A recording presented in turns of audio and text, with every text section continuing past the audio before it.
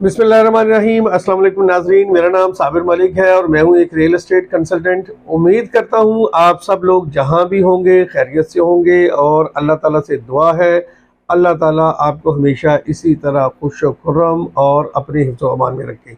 तो आज बात करेंगे DHA लाहौर के सेक्टर IVY ग्रीन फेज़ 8 की, DHA रहबर की और DHA फेज़ 9 टाउन की।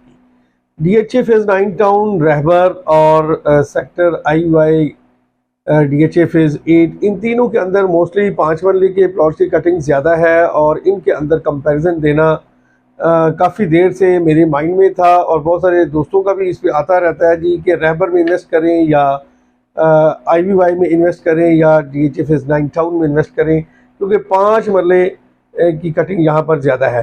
तो रेट्स की बात इस वीडियो में नहीं होगी, जस्ट कंपैरिजन होगा कि किस में बाइंग किस लेवल पे है और किस में क्यों करनी चाहिए। तो इंशाल्लाह रेट्स के ऊपर तफसीली वीडियोस हम तीनों की अलग-अलग आपको ज़रूर देंगे। इसलिए जो हमारे व्यूवर्स फर्स्ट टाइम हमारी वीडियो देख रहे हैं उनसे गुजारिश है कि अगर वीडियो पसंद आए तो चैनल को सब्सक्राइब ज़रूर कीजिएगा, लाइक कीजिएगा, बेल आइकन का बटन भी दबाइएगा। तो चलिए वीडियो स्टार्ट करते हैं। पहले बात करेंगे DHA phase 8 IVY। Phase 8 IVY एक ऐसा फेज़ है जिसके ऊपर मैंने वीडियोस भी ना होने के बराबर दी हैं, बहुत कम दी हैं, और इसके अंदर जो बिज़नेस है, जो ट्रेड है, वो भी मेरी तकरीबन कोई 5% होगी। 95% मैंने कभी किसी को ये फेज़ आज तक रिकमेंड ही नहीं किया था। 10 साल हो गए, इससे ज़्यादा शायद अरसा हो गया इस फेज़ को आए, और इसमें रिकमेंडेशन ना देने की क्या वजूहत थी वो भी आपको बताते हैं। तो DHA फेज़ 8 IVY कि मेन पहली जो वजह जिस वजह से मैंने कभी किसी को ये फेज़ इन्वेस्टमेंट के लिए एक अरसा तक रिकमेंड नहीं किया और अभी भी इसको मैं उस तरह से रिकमेंड नहीं करता जिस तरह दूसरे दोनों फेजेस को, रहबर को और या 9 टाउन को रिकमेंड करता हूँ, उसकी वजह ये है कि ये जो फेज़ है, ये जो एरिया है, ये बिल्कुल कट ऑफ है डिफेंस के दीगर जितने भी फेजेस हैं या सेक्टर्स हैं उनसे, ये बिल्कुल हट के है। नंबर 1 कि ये एरिया हट के है। नंबर 2 कि इसकी डायरेक्शन भी बाकी दीगर एरिया से हट के है। नंबर 3 इसके अंदर जो मैप की डिज़ाइनिंग है वो भी कोई इतनी आला नहीं है। तो नंबर 4 इसके अंदर जो आवाम की दिलचस्पी है घर बनाने की या उसके अंदर इन्वेस्टमेंट करने की या मूव करने की, वो भी बनिस्बत कम है दीगर दोनों टाउन से, यानी कि DHA फेज़ 9 टाउन और रहबर की निस्बत। अच्छा, फिर उसके बाद आते हैं कि इसके अंदर अब पोजेशन भी मिल गया है, घर भी शुरू है, घर भी बन रहे हैं और अल्टीमेट DHA है, तो इसमें घर बनाना चाहिए या रहबर में बनाना चाहिए। अब हमारी बात होगी रहबर पे। तो रहबर जो है वो DHA फेज़ 8 IVY से पहले अनाउंस हुआ, पहले डेवलप होना शुरू हुआ और उसकी जो लोकेशन है वो इससे कहीं बेहतर है, उसकी जो डायरेक्शन है वो इससे कहीं बेहतर है। लोकेशन और डायरेक्शन इसलिए बेहतर कहूँगा क्योंकि वो बिल्कुल वेलेंशिया टाउन की बैक पे था, IEB सोसाइटी की बैक पे था, बैक पे उसके ख़ियाबान अमीन थी, एक साइड में उसके राइवन रोड है नियर टू। तो उसकी जो लोकेशन है वो पहले तो IVY से बहुत ज़्यादा बेहतर है। डायरेक्शन की बात करें तो डायरेक्शन, चूँकि उसकी डायरेक्शन टूवर्ड BRB चल रही है और टूवर्ड वागा चल रही है, और उसके 2-3 किलोमीटर 2 किलोमीटर अगर आप जल्लो साइड से आते हैं तो तब भी आपको खाली एरिया मिलता है। जब आप DHA फेज़ 6 से जाते हैं तो तब भी आपको 1.5-2 किलोमीटर या 1 किलोमीटर खाली एरिया मिलता है, इसलिए कि उसकी डायरेक्शन ऐसी जगह है जहाँ पे वो कनेक्टेड नहीं है। और उस एरिया में अब तीसरी वजह कि उस एरिया में जो बाइंग का फ़्लो है वो बनिस्बत DHA रहबर बाइंग का फ़्लो उसमें कम है। इस साइड पे वैसे ही डिफेंस और कैंट की निस्बत जो लोकल हमारा रेजिडेंट है उसका फ़्लो LDA की हदूद में ज़्यादा रहता है बनिस्बत DHA।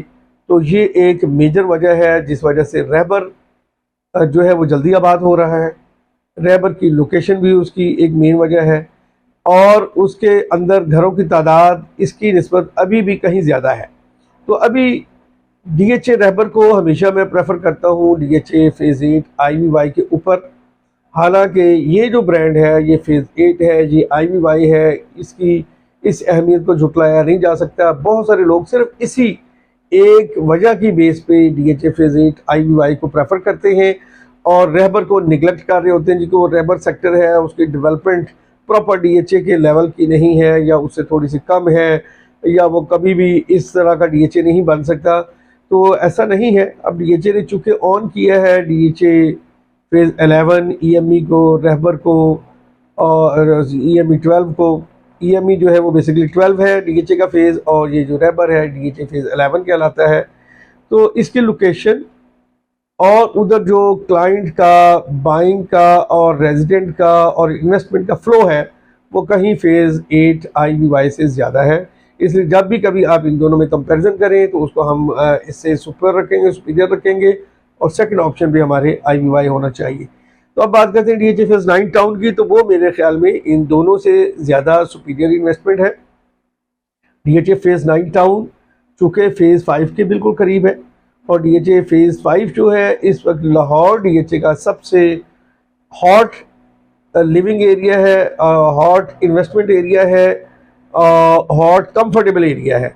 तो हॉट का वर्ड हो सकता है शायद कुछ लोग इस पर उनको पसंद ना भी आए, लेकिन इसलिए मैंने हॉट कहा है कि इस 1.5 साल के स्लो के मौसम में भी डीएचए फेज़ 5 एक वाहिद एरिया है जिसमें 1.25 करोड़ से 1.5 करोड़ रुपया 1.5 साल के अंदर ऐड हुआ है एक कनाल के प्लॉट में।